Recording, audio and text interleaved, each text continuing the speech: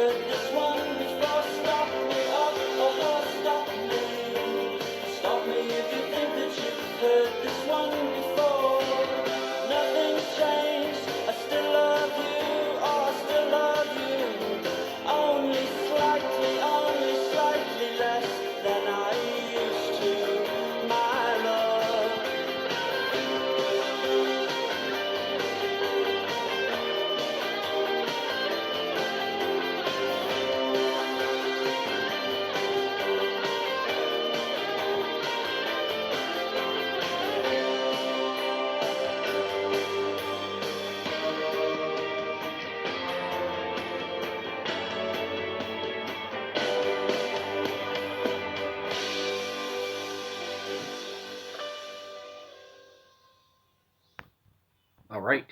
I like the drums at the end there.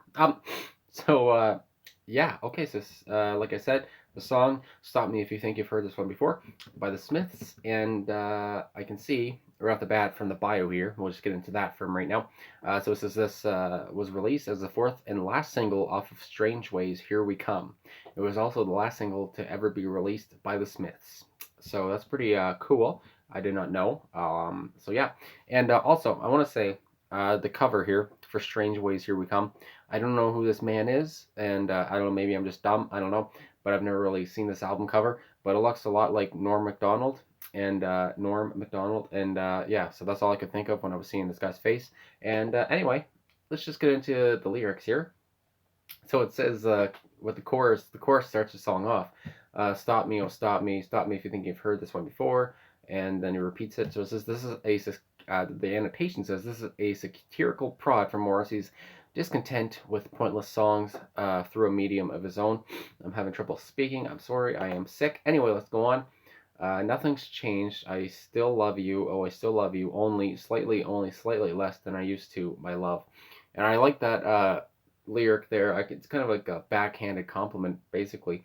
And like I said before, and a lot of other Smith's reactions, I really love. I was gonna say Smith's, Morrissey's humor, and yeah, it's just little things like that, little quips or whatever. And it's just like makes me laugh a little bit, and yeah, I like it a lot. So anyway, so it says for the annotation here, Morrissey's using this line as a jab at cliched songs about undying love. He's subverting expectations in every stanza. Stop him if you've heard a song where the person declare in his love admits that he loves someone slightly less than he used to.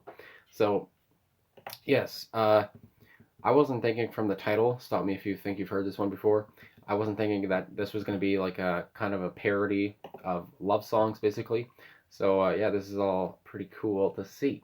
So it says with the first verse, I was delayed, I was waylaid, an emergency stop. I smelt the last 10 seconds of life. So it says this song is mostly about how the narrator loves his significant other so much that he makes all sorts of excuses just not to see her.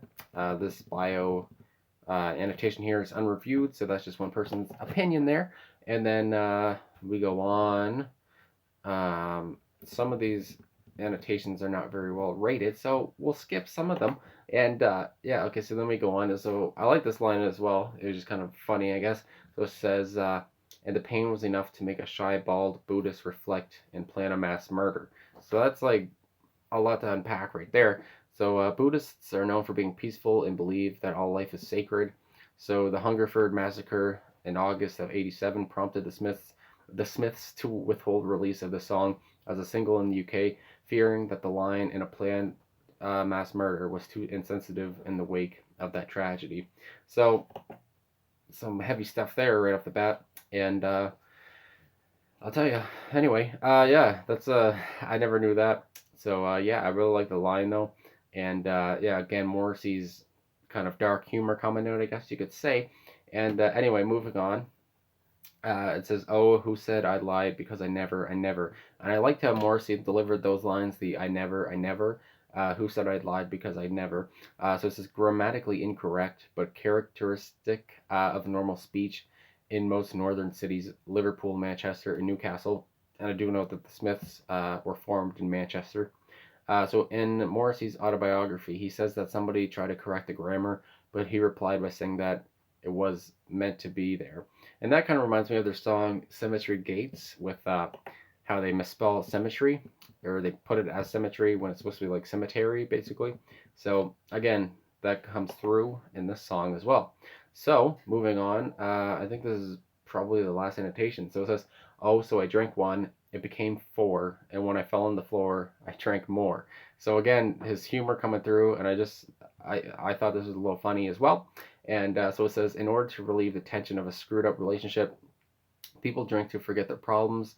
Morrissey started drinking and drank more and even more, even when he fell down. He couldn't stop drinking.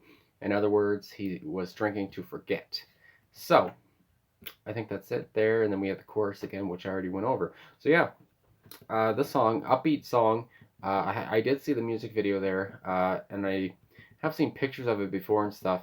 And I see like people are kind of dressed like Morrissey, I think it is, from what I saw on the thumbnail for it. So yeah, I might check that out in my own spare time.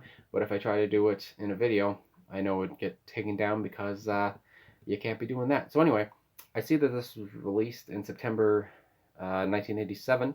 So yeah, that was the last Smiths single, and that's pretty crazy. So 1987, that's like 33 years ago. My goodness, and now they're all grown up, and they're all almost 60, I guess, or they are 60, I guess. Anyway, I guess that's it for this one. Stop me if you think you've heard this one before. I really like the song, very upbeat. Like I said, I like Morrissey's humor. I loved the drums, and I want to say Mike Joyce's drums, and the bass lines from Andy Rourke. They're always there. And then, of course, uh, the guitarist Johnny Marr. He's always great at those guitar licks and all that kind of stuff. And yeah, they just had lightning in a bottle for this band for, I think it was 5 years, and unfortunately it ended. But we still have all this music to listen to. So anyway, I guess that's it. Thanks for watching, and thanks for liking and subscribing and commenting and all that stuff. I'll see you guys again soon, and yeah, thanks for watching again.